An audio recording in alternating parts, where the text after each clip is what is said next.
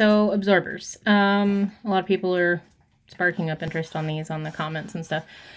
So I had somebody ask about, I think they wanted to see it in person, so I figured I'd just make a video. So I keep mine here in this little tub right here in my vinegar solution, and I basically just try to squeeze as much of that back in there as I can so I'm not being wasteful. I swap that out. It depends on the dogs, how dirty, you know, I just kind of watch it, and if it starts getting murky, I switch it out. But I would say probably every 4 to 5 days, so basically my work week. So I'm just going to wring out any extra vinegar, but it's okay, I can leave some of it in there because it'll help dry the dog. So you're basically just going to use it like you would a regular towel. Just kind of rub it all over them. When I get to the legs, I do like a gentle squeeze just to kind of help get some of the moisture out.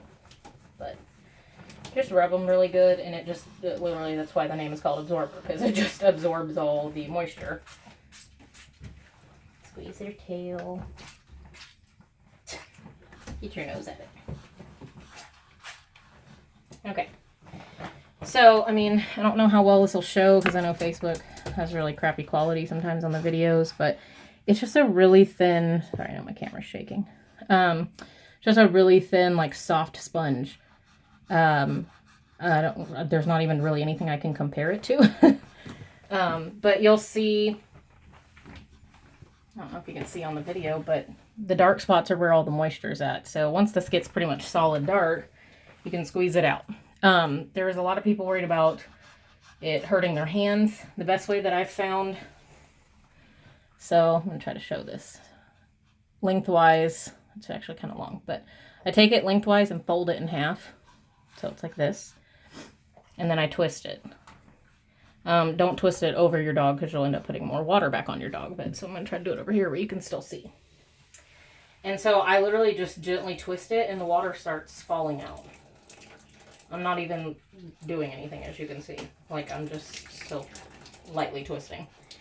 So if you fold it to where it's thick enough, it'll kind of just compress on itself. You don't really have to, like, most people are worried about having to do this, like, really hard squeeze thing, and I haven't really found you have to do that if you fold it like this. So anyways, there goes all the moisture out of it, and it's ready to go again, which she really kind of only needs one go around with it, but I'll go ahead and do it again. And it's just wonderful. You just don't have to mess with all the towels.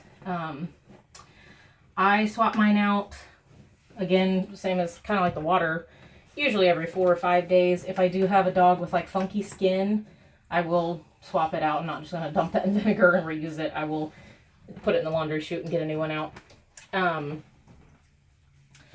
I have about 6 of them that I rotate out. Some people said they don't wash them. I do wash mine. Once I decide that I need a fresh one, I throw it in the laundry. I wash it in my washing machine. I don't dry it though, because I think that'll ruin it from what I've heard. And then you can either hang them up to dry or you can just put them right back in your van. Once they get dried out, they just stick to the form that they're in. So if you wad it up in a ball, it's just going to harden like that and sit in that wad. Or if you hang it over something. So, I think that pretty much covers everything. Oh, and hair.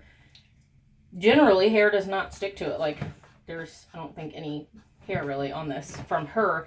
Now, if I do like a lab de-shed or a husky or something like that, naturally, I mean, hair just sticks to everything at that point. You know, it's everywhere. But what I do is I don't worry about it right when I'm doing the dog. I go ahead and hang it up on my shower knob or whatever. Let it dry off a little bit. Once it gets most of the moisture out, you can literally just go like this and all the hair will just fly off. Or, I mean, you could rinse it with water, but I've found if you dry it and just shake it, it comes off way easier. But it doesn't, like, splinter into it or get stuck on it. It comes right off really easily. So, I hope that helps, and I think I tried to answer all the questions that I've seen about it. And now Gidget is ready to dry.